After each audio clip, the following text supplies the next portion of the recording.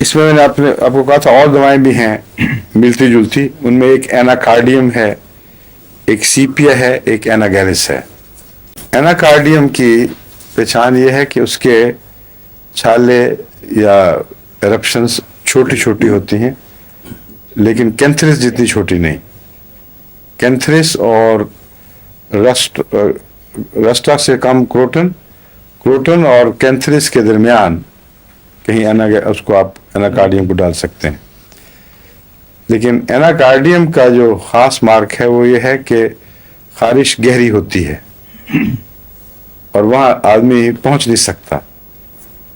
اس کی ایسی علامت میں نے دیکھی ہے جو عام طور پر کم دوسری دواؤں میں ملتی ہے، سوائے اس کے کہ الرجی سے ہاتھ پھول جائیں اور وہاں یہ اسکومشنس اور بے چینی خارش شروع ہو جائے۔ اس میں عام طور پر فاسفورس بہت افیکٹو ہے، بلکہ میں نے اپنے اوپر تجربہ کیا تھا، مجھے اس کی الرجی ہو گئی تھی۔ اینٹی ملیریل ڈرگز ہوتی ہیں نا آپ کی، کیا کیا ہوتی ہیں وہ؟ کلوروکوئن وغیرہ، کلوروکوئن، ایک اور بھی ہے ریسوچین۔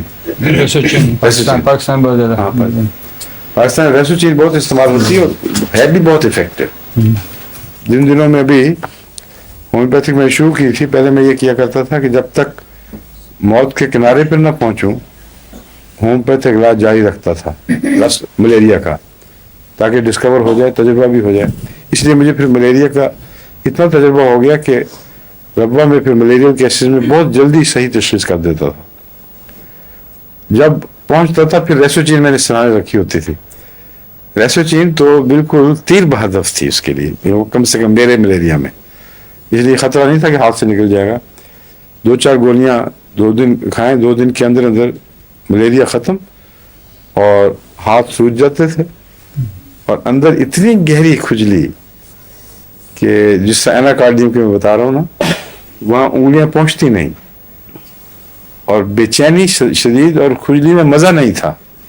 ریسوچین کی جو الرجی ہے اس کی کھجلی میں کوئی مزہ نہیں، صرف خباثت ہے، تنگ کرنے والی چیز، خشک بد مزاج، اور نیند نہیں آتی بالکل۔ 24 گھنٹے 48 گھنٹے گزر جائیں، ہر وقت ہاتھ اور پاؤں دونوں کے تلوے اور ہتھیلیاں سوجی ہوئی۔ ایناکارڈیم میں نے ٹرائی کی لیکن ناکام ہو گئی۔ پھر مجھے فاسفورس کا خیال آیا، اور فاسفورس کی ایک ہی خوراک سے یوں لگا جیسے سب غبارے کی پھونک نکل جاتی ہے نا، اس طرح وہ سب آہستہ آہستہ دبتے ہوئے واپس ہو کے آرام سے بیٹھ گیا۔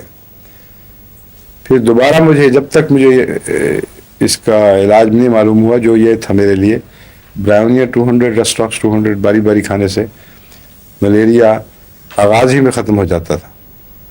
اور اب بھی میں اکثر یہ ٹرائی کرتا ہوں، لیکن اب اور بھی دوائیں ہیں جن سے فائدہ اٹھاتا ہوں، لیکن اس وقت یہ نسخہ بعد میں دریافت ہوا۔ ایک بار کراچی میں پھر یہی ہو گیا، اور شدید بے چینی، نیند آئے نہ، اور میں نے کام کافی کرنے تھے۔ پھر مجھے فاسفورس یاد آیا، میں نے کہا وہ تو پہلے بھی کام کیا تھا، دوبارہ اسی طرح، کوئی کمی نہیں ہوئی، ایک خوراک منہ میں ڈالی، بس ہاتھ سکون ملنا شروع ہو گیا، آہستہ آہستہ سب غائب۔ تو ہومیوپیتھک دوائیں اگر صحیح استعمال ہو اور صحیح وقت پہ یاد چیز آ جائے، غیر معمولی افیکٹو ہے اللہ کے فضل سے۔ اور ایناکارڈیم کا یاد رکھیں، اس کی خارش گہری ہوتی ہے، باہر بھی ہوتی ہے، اس میں کوئی شک نہیں، چھیلتے ہیں تو زخم بھی بن جاتے ہیں، چھالے پڑ جاتے ہیں، مگر یہ احساس ایناکارڈیم کا خاص ہے کہ جہاں تک پہنچنا چاہیے کھرچن کو وہاں نہیں پہنچتی۔ باقی جو دواؤں میں یہ ہوتا ہے کہ آپ ان کو کھرچیں، مزہ بھی آ گیا، پھر درد شروع ہو گئی، جلد کے اوپری سطح پر وہ تکلیف رہتی ہے، زخم بن جاتے ہیں، لیکن یہ احساس نہیں ہوتا کہ اندر کچھ بیٹھا ہوا ہے۔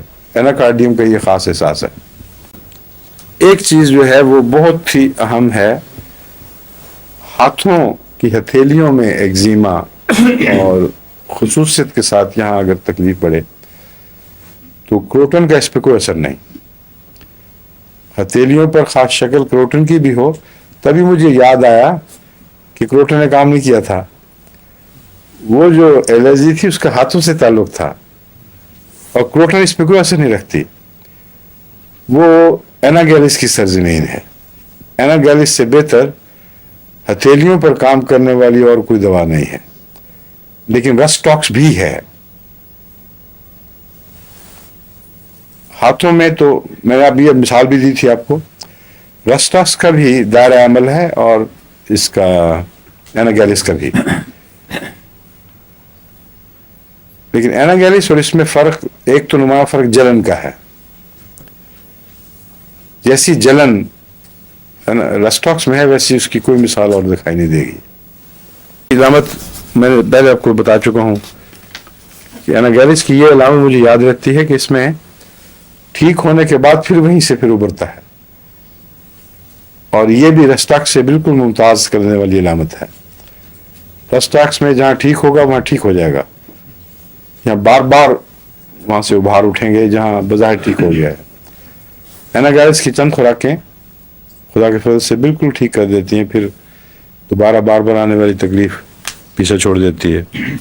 پیٹرولیم بھی ان دواؤں میں جو اس گروپ کے ساتھ تعلق رکھتی ہیں نمایاں ہے۔ اس کا بھی جینیٹلز کے ارد گرد کا علاقہ اس سے گہرا تعلق ہے، لیکن پیٹرولیم میں سرخی، چھوٹے چھوٹے دانے، ریڈ سپاٹس، چھلنے والی جگہیں چھوٹی چھوٹی، یہ تو پائی جاتی ہیں، مگر وہ گہرا بڑا ابھار جیسے چھالے پڑ جائیں یا بڑے بڑے زخم بن جائیں، کھلے کھلے بڑے بڑے، یہ پیٹرولیم میں نہیں ہے۔ یہاں میں نے بہت سے لوگوں میں پیٹرولیم استعمال کر کے دیکھی ہے، کیونکہ یہاں پیٹرولیم کی وجہ سے پولوشن ہے ہوا میں، تو کئی دفعہ ایگزیمے وغیرہ کے کیسز جب رسپونڈ نہیں کرتے تھے، تو جب سورائنم کے ساتھ سردیوں میں سورائنم اور پیٹرولیم اور گرمیوں میں سلفر اور پیٹرولیم دیتا ہوں، تو اکثر یہ مفید ہے۔ اگر کیور نہ بھی کرے تو بہت نمایاں فائدہ ہو جاتا ہے۔ پیٹرولیم کیسے تعلق ہے، مگر جیسے پیٹرول ہاتھ میں ملے نا آپ تو خشک سی جلد ہو جاتی ہے، کہیں سفیدی کہیں سرخی تھوڑی سی، اور جن کو الرجی ہو ان کے ہاتھ پھر سوج بھی جاتے ہیں، بعض دفعہ اسکن پہ مستقل بیماری رہ جاتی ہے۔ اس کو یہ کمپیریزن تھا جو میں نے آپ سے وعدہ کیا تھا، میں بتاؤں گا۔ اس میں ایک اور بات ہے پیٹرولیم میں کہ بلیڈ اگر ہو جائے تو پھر ریلیف ہوتا ہے، لیکن کروٹن وغیرہ میں یا رسٹاکس میں بلیڈنگ ہو تو ریلیف نہیں ہوگا۔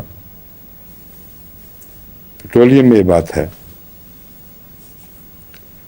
اور کروٹن اور کن باتوں سے پہچانا جاتا ہے؟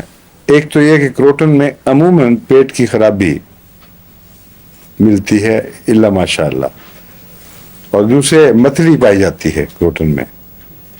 اگر ایگزیما ہو کہیں بھی ہو اور متلی پائی جائے تو کروٹن کا خیال آنا چاہیے۔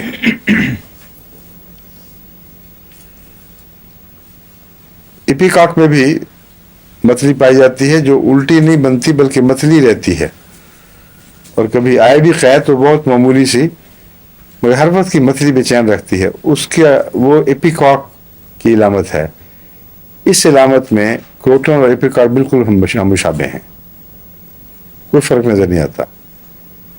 صرف فرق یہ ہے کہ ایپیکاک میں اگر سال لگیں بھی یا پیٹ کی خرابی ساتھ شامل ہو تو تھوڑے تھوڑے ہوتے ہیں بالکل، اور اس میں کروٹن میں بڑے اور ایک دم، اور ٹپیکل علامت ہے وہ صاف پہچانی جاتی ہے۔